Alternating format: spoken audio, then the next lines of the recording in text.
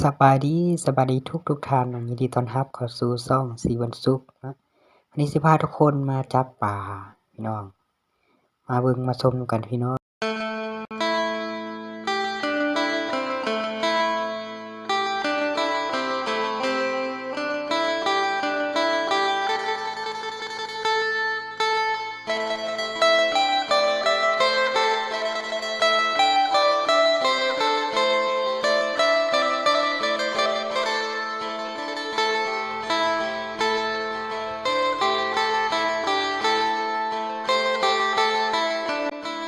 มาพี่น้องมาลุ้นหาปลากัน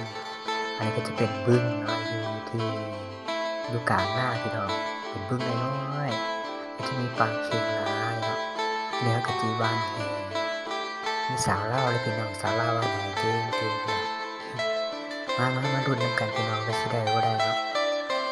เดี๋ยวนี้จะกำลังซาวขึ้นมาแล้วพี่น้องซาวขึ้นมานี่ทุกคนถ้าพอได้อยู่เนาะ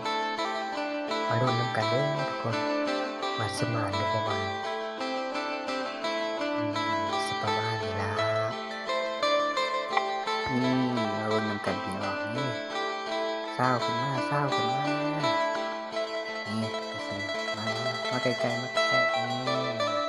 เอาให้ทุกคนเลยปลาเค็งพี่น้องปลาเค็งมาเก็บน้ำกันพี่น้องก็จะเอาเนี่ยนะจะมาเป็นปลาเค็งเวลามันถือแหเลยจะออกหนักมาดูน้ำกันพี่น้องหาปลาน้ำกันดูหน้าให้เขาอย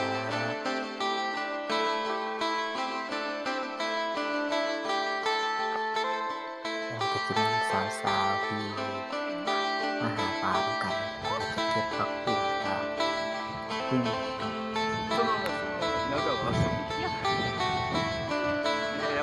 여기 차를 말랐는데 안 되죠?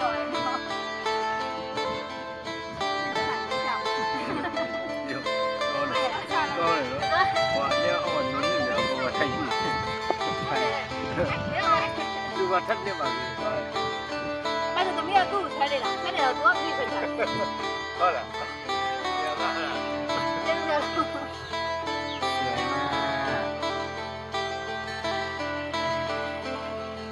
Lắc cái gì vậy?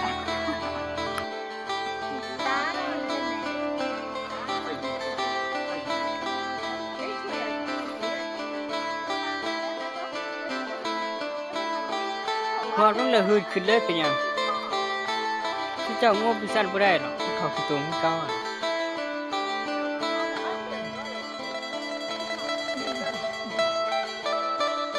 นอกจากที่เจ้ายิบหัวถิ่มไปทั้งใน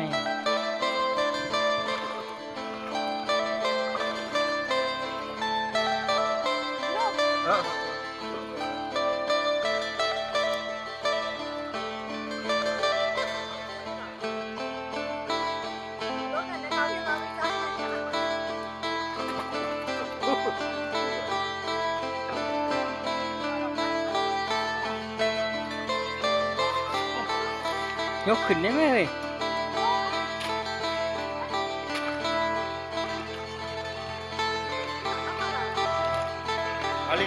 เอามา哪里有那点标很大了？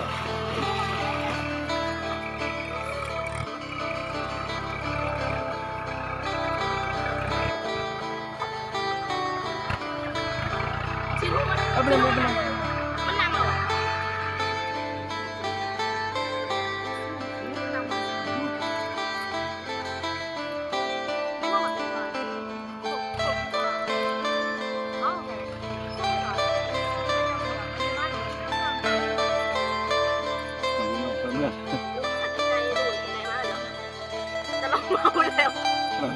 Lâu mau leo.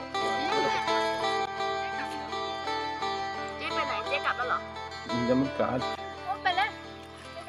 ไปนู่น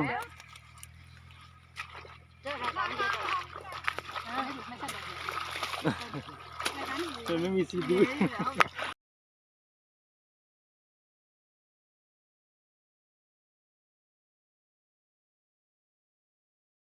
เอามือกวาดใส่เลยพวกเราเนาะ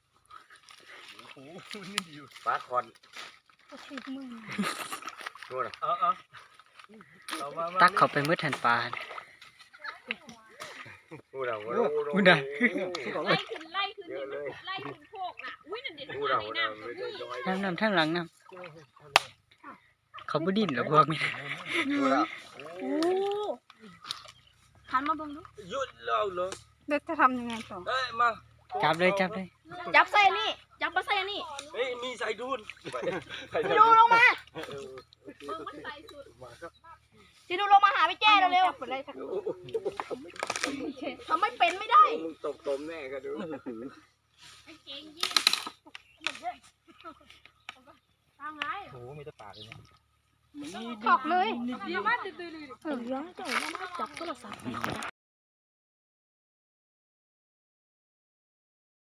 ี่ไงยา ตาอยู่แม่นบ่ได้ นี่แค่มาถึงดึงไม่เห็นออกไป ดื้อนี่ดิว่า คำพูดอะไร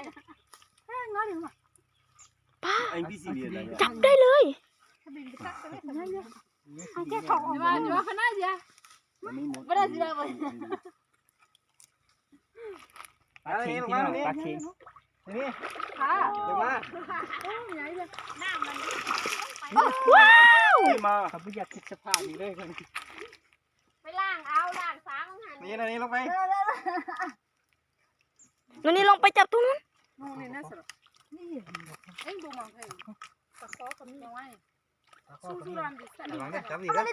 ไอ้เด้อปลาเค็งปักเด้อสู้ๆอ่ะลองไปครับพี่มาพี่มาสู้ๆเด้อ ที่หูที่ตาอยู่แม่นบ่เนาะ ห้องกัน ไปล้างเอา นี่ อะไรนึงตรง เอาลงเอาลงมึ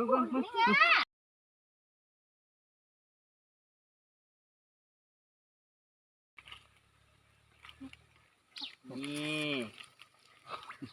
โอ้ลงปอเอากูดูลงปอ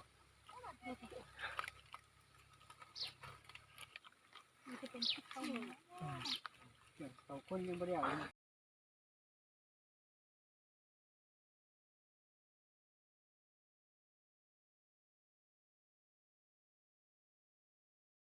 โอเค คลิปนี้ก็ไว้ซ้ำนี้เนาะขอบใจทุกท่านเนาะที่เข้ามารับชมเนาะ